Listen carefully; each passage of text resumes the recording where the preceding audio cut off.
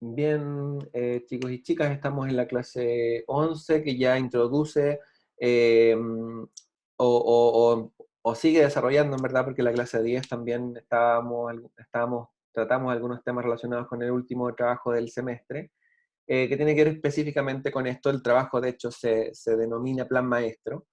Y esta es la idea principal. Ustedes tienen que desarrollar un plan maestro para un lugar de la ciudad, ojalá o preferiblemente el que estudiaron en la unidad 2, pero no obligatoriamente.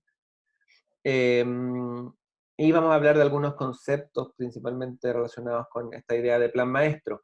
¿Qué es un plan maestro? ¿Cierto? Cuando hablamos de visión de imagen objetivo y visión de desarrollo, hablamos de una cuestión más bien genérica, relacionado con el qué se es y hacia dónde se quiere ir, pero el plan maestro ya son las estrategias que vamos a utilizar para convertir justamente esta imagen objetivo en realidad, y cuáles son las acciones, ¿cierto? Esos son como el siguiente nivel. Si hablamos de visión de desarrollo, esa visión de desarrollo debería dividirse en distintas estrategias o principios o objetivos estratégicos, como se quiera llamar, y luego esas estrategias deberían convertirse en acciones. ¿Cierto? Entonces el plan maestro es el conjunto de acciones que permite lograr la visión de desarrollo. Las acciones al mismo tiempo deben convertirse en distintos proyectos, y el plan maestro finalmente es un conjunto de proyectos. Entonces son como los niveles, ¿cierto? Esto es de la lectura de cierta literatura y otras que tienen otros nombres, pero finalmente lo importante de considerar acá es que se debe generar como una estructura tipo árbol, ¿cierto?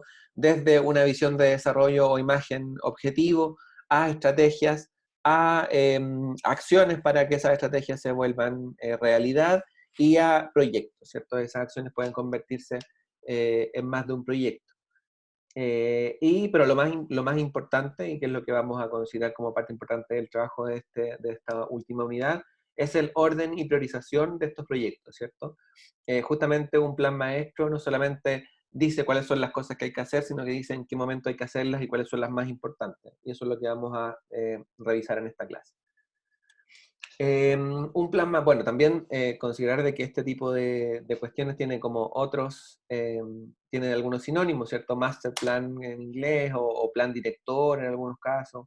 em, Tiene distintos nombres. Em, no obstante, bueno, y esto también ha sido construido con varias literaturas, no solamente con una específica, es posible determinar ciertos factores de éxito de un plan maestro. En un primer tema es el que un plan maestro debe contener la formalización de los compromisos del desarrollo de la participación ciudadana, todo lo que estuvimos hablando en la unidad anterior respecto de la participación de los actores sociales en la generación de compromisos, ¿cierto? Entonces un plan maestro debe contener esos compromisos. O sea, lo primero que hay que revisar es que si hubo participación y se llegaron a algunos acuerdos, esos acuerdos tienen que estar reflejados muy, muy bien en el plan maestro. Permite en este sentido la movilización de los agentes locales justamente para que estos planes tengan éxito. Tiene capacidad de ejecución, y eso es importante también considerar de que dentro de la capacidad de ejecución debemos sobre todo considerar los temas de costo, los temas económicos, y por eso también es importante eh, el orden y la priorización de los proyectos. Y lo más importante es que debe intentar superar la resistencia al cambio que tienen los territorios, y esto es súper importante porque en general la resistencia al cambio, ¿cierto? Las posibilidades tanto sociales como territoriales o morfológicas de la ciudad de transformarse en función de un plan maestro, en función de una visión de desarrollo que queremos colocar, son gigantescas. Entonces hay que buscar cómo o cuáles son las mejores estrategias para superar esa resistencia al cambio. Y en ese sentido también tiene que ver con lo que vamos a hablar de priorización de proyectos, eh, que tiene que ver como con esta idea, ¿cierto? De eh, cuáles son los proyectos que hay que hacer en el principio, cuáles son los que hay que hacer después y cuáles son los que hay que hacer al final, con la idea de ir venciendo esta resistencia al cambio. Factores de éxito exógenos, bueno, exógenos o externos, son las condiciones socioeconómicas o tecnológicas, ¿cierto? Si existe la tecnología para poder desarrollar una visión de desarrollo en el corto plazo, o cuánto tenemos que esperar para que esa tecnología esté desarrollada. Apoyo público político, actitud y recursos de grupos constituyentes, grupos que constituyen el poder de un territorio, apoyo de los agentes decisorios clave, ¿cierto? De las personas que toman decisiones, de los stakeholders, se dice como en inglés, tomadores de decisiones, o agentes clave, compromiso y capacidad de liderazgo de los agentes implantadores, que son los agentes a cargo de justamente hacer la implementación de un proyecto, de los factores de éxito exógenos del propio proyecto, o sea, esto debería decir endógenos, se me quedó la palabra pegada. Factores endógenos o propios del proyecto son los objetivos claros y congruentes. Esto es súper importante, que los objetivos sean claros y que todo el mundo los entienda. Incorporar una teoría causal adecuada, y eso tiene que ver con que estos proyectos en general también tienen visiones teóricas o construcciones teóricas y están apoyadas mucho en literatura específica de planificación urbana, con la idea de demostrar a todos los agentes de que esto ha tenido éxito, ya sea en otro caso o ya sea considerada esta teoría como una teoría probable y posible de funcionar, ¿cierto? Y ahí están todas las teorías relacionadas con planificación estratégica, ciudades creativas, ciudades inteligentes, ciudades sustentables, ¿cierto? Que justamente demuestran o acercan un contenido teórico, ¿cierto?, a una propuesta de planificación urbana. Eso nos permite convencer gente, sobre todo, de que este proyecto es viable, de que esta posibilidad es concreta y existe, o ya sea ejemplos a nivel mundial, en otras ciudades, en otros barrios, o ciertos autores y ciertos expertos eh, ponen, por así decirlo, le dan fiabilidad a un tipo de intervención específica, ¿cierto? Con la idea de que, ya sea por ejemplos o ya sea por teoría, lo que yo estoy diciendo respecto de que si hago esto en la ciudad va a generar estos efectos, esté contrastado con algo, ¿cierto? Que no sea solamente la palabra del planificador la que está en juego. Esas son cuestiones interesantes a considerar. Respecto del planteamiento de los objetivos, de nuevo, recalcar la importancia de objetivos claros y coherentes, sobre todo coherentes con el diagnóstico que se desarrolló. Cada objetivo del plan debe considerar estrategias para ser cumplidos, digamos, como estos cuando hablamos de objetivos. Cada estrategia debe considerar acciones y cada acción debe convertirse en proyectos. Eso es lo que habíamos conversado antes, un poco como de este árbol o esta generación, ¿cierto? Desde la visión de desarrollo hasta los proyectos, que no es como solamente visión de desarrollo y proyectos, sino que tiene que tener justamente estos pasos intermedios que permitan que los objetivos se vean claros, ¿cierto? Cuando uno habla, por ejemplo, de objetivo general, eso es más bien una visión de desarrollo. Después debemos ir a estrategias, objetivos específicos que deben ser claros. Después podemos considerar acciones para cumplir esos objetivos específicos y luego cuáles son los proyectos que componen cada una de esas acciones. Respecto de los aspectos teóricos, también lo había mencionado previamente, está justamente, o como ha sido considerado como un factor de éxito importante, la incorporación de teoría sólida. Este concepto es relativamente abstracto porque en verdad tampoco es que haya tanta investigación respecto de cuáles son las teorías que más sirven para generar una ciudad, pero finalmente hay temas que están siendo considerados por muchas personas y que están siendo aplicados en ciertos lugares del mundo que permiten construir un modelo teórico de referentes, y aquí está todo lo que tiene que ver justamente con estos elementos que estamos acostumbrados y acostumbradas a integrar como parte de nuestros proyectos, ¿cierto? Cuando desarrollamos incluso proyectos de arquitectura, y esto tiene como un símil en ese aspecto, nosotros traemos referentes, decimos como, bueno, esto que estoy planteando acá, en verdad, hay otros arquitectos que lo han hecho, hay otros ejemplos en el mundo donde esto se ha aplicado y ha funcionado, a eso llamamos referentes, ¿cierto? También se construyen referentes teóricos y prácticos en el sentido de prácticos o empíricos, ¿cierto? De casos en el mundo donde se estén desarrollando estas estrategias y donde estén funcionando. Entonces, lo principal es identificar justamente estos factores de causa y consecuencia, ¿cierto? Donde ya sea la teoría o los casos demuestren de que si yo hago ciertas intervenciones en la ciudad, genero ciertos proyectos, voy a justamente conseguir las consecuencias que estoy buscando y no se van a generar otras. Y eso también es importante y por eso también hay mucha investigación en los impactos de las políticas públicas, y eso sí hay bastante y eso sí se puede investigar justamente con la idea de que estas teorías, por eso puso entre comillas teoría sólida, porque esas teorías van cambiando bastante en el tiempo. Lo hemos visto respecto del concepto de ciudad creativa, por ejemplo, donde en los años 90 y 2000 el concepto se puso muy de moda y Richard Florida, que es como el geógrafo que acuña esta idea, paseó por el mundo explicándole a su teoría y fue adoptada por muchos planes maestros la idea de ciudad creativa, y hoy día el mismo Richard Florida dice como, bueno, esto no funcionó tanto. Esa teoría empieza a aparecer y es importante también como en el cierto, entre comillas, cuidarse las espaldas como planificador o como planificadora de la ciudad respecto a estos temas, o sea, plantear una ciudad creativa así como se planteaba en los años 90, hoy día puede ser un disparo en los pies, pues ya hay mucha gente hablando de que la ciudad creativa no funcionó y solo generaba gentrificación y elitización de los barrios. Y que cada vez es considerado cada vez más como, como una consecuencia negativa. Em, entonces, la idea justamente de esta construcción más bien teórica, ¿cierto?, de apoyarse de ciertas ideas o ejemplos, es otorgar a los agentes suficientes pruebas de que las acciones programadas permiten alcanzar las metas deseadas.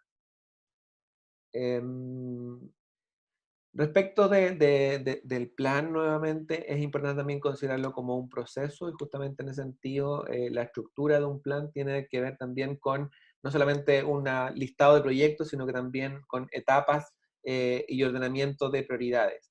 Entonces, el plan estructura un proceso de implantación de corto, mediano y largo plazo, donde se buscan maximizar las probabilidades de que los agentes y los grupos que toman decisiones, sobre todo, que dirigen el proyecto, em, se busca maximizar que la probabilidad de que esos agentes actúen como nosotros como planificadores o planificadores deseamos, ¿cierto? Hay un poco como una cuestión un poquito como negativa, como esta idea de manipulación de los agentes, pero en verdad no es eso lo que trato de decir, sino que justamente cómo yo ordeno mi proyecto con la idea de convencer a la mayor cantidad de gente posible de que esto es viable y todo ese tipo de cosas. Entonces, es importante en un plan maestro considerar justamente el paso a paso para conseguir las metas que nos estamos colocando. Al mismo tiempo debe tener cierta flexibilidad y debe contener evaluación permanente con la idea de poder girar o poder modificar el rumbo de un proyecto si es que no está funcionando lo que nosotros pensábamos que debería funcionar, ¿cierto? Ahí está también la idea de gestión de la ciudad, que se diferencia de la planificación tradicional, que era más bien como tomamos decisiones en un punto y luego la ciudad se desarrolla, ¿no? Entonces, la idea de un plan maestro también es ir como acompañando este proyecto como en el paso a paso y si en algún punto vemos que no está funcionando, cambiar la estrategia. Eso es importante a considerar en un plan maestro. Em, Respecto también de la cuestión como más como política, que es importante, lo hemos venido hablando como ya durante todo este semestre, la planificación urbana tiene mucho de política, es importante considerar liderazgo y responsabilidades respecto del plan. Los líderes de un plan deben tener las habilidades suficientes para liderarlo, ¿cierto? Sobre todo de gestión, o sea, de gestión, pero sobre todo política. Por eso también muchos de estos liderazgos y responsabilidades están en ciertos agentes que son como expertos de justamente la cuestión de convencer gente y traerla hacia los objetivos y ponerlas en función de los objetivos de tu plan. Al mismo tiempo es importante considerar roles y responsabilidades para todos los agentes que están participando del plan, ¿cierto? Cuáles son sus límites y sobre todo cuál es su implicancia en la toma de decisiones y que eso esté muy claro, que tiene que ver con el siguiente punto, que es la importancia de determinar formas claras de participación, con la idea de que las personas sepan cuál es el rol que cumplen y cuáles son las responsabilidades que tienen respecto del plan, pero también cuánto van a influir realmente.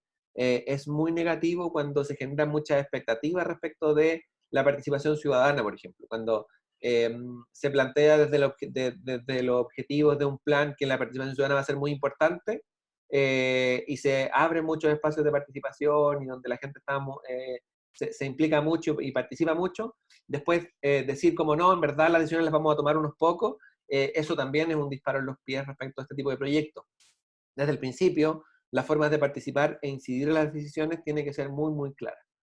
Ahí está toda la experiencia, por ejemplo, de los programas Quiero Mi Barrio, donde se generan organizaciones y se firman los contratos de barrio, que son justamente esta idea de generar roles y responsabilidades para los distintos agentes, ya sea sociales, económicos o estatales.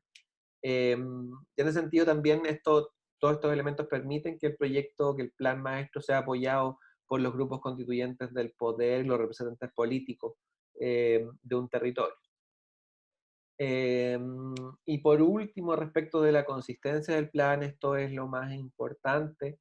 eh, bueno, sí, es uno de los factores a determinar, ¿cierto? Y evaluar respecto de un plan maestro, es justamente su consistencia o su coherencia interna respecto de los distintos elementos a considerar. Bueno, uno de los elementos son la coherencia entre los objetivos del plan y la teoría causal. Cuando hablamos de teoría causal, hablamos justamente de estos elementos teóricos o empíricos de estudios que hablan de que si hago esto, pasa esto. Em, si mis objetivos son ir hacia un punto y la teoría causal implica ir hacia otro punto, ahí hay una incoherencia sustancial y por lo tanto tenemos que buscar teorías que tengan que ver con nuestros objetivos. Eh, Otra cuestión importante es la consistencia entre el apoyo de los agentes y las políticas públicas. Las políticas públicas no pueden traicionar justamente los compromisos, lo hemos ido hablando también en otras clases, los roles de participación, lo que se le dijo a la gente que este proyecto iba a hacer. Eh, el fallar justamente en la coherencia o en la consistencia entre agentes que nos están apoyando y el desarrollo de políticas públicas que no consideran los elementos que surgieron de ese apoyo de los agentes, normalmente quiebra las confianzas y hace que un plan fracase inmediatamente. Y también hay una cuestión a considerar que es importante, que tiene que ver con la coherencia de las condiciones socioeconómicas de una comunidad. ¿Cierto? Un plan no puede estar muy alejado en términos de posibilidades económicas de las posibilidades reales de una comunidad, ya sea esa comunidad de un barrio, una comuna o una ciudad completa. Si estamos proponiendo un plan que es muy, muy, muy, muy caro y evidentemente la comunidad no tiene posibilidades de financiarlo, la comunidad política, el Estado, las empresas que funcionan allí y los ciudadanos, el plan no tiene ningún sentido. Entonces tiene que haber una coherencia entre las condiciones económicas de ese lugar y lo que se está proponiendo como plan. Y esos son como los elementos que uno normalmente ocupa para calibrar justamente esta idea de transformar una visión de desarrollo en estrategias, en acciones y en proyectos. Em, Eso es el contenido inicial respecto del plan maestro, que habla principalmente de algunos conceptos iniciales. En las próximas clases vamos a hablar de priorización y ordenamiento de los proyectos que van a terminar por redondear justamente las expectativas respecto del último trabajo del semestre. Ahora dejo la palabra a dudas, consultas, comentarios sobre esta clase.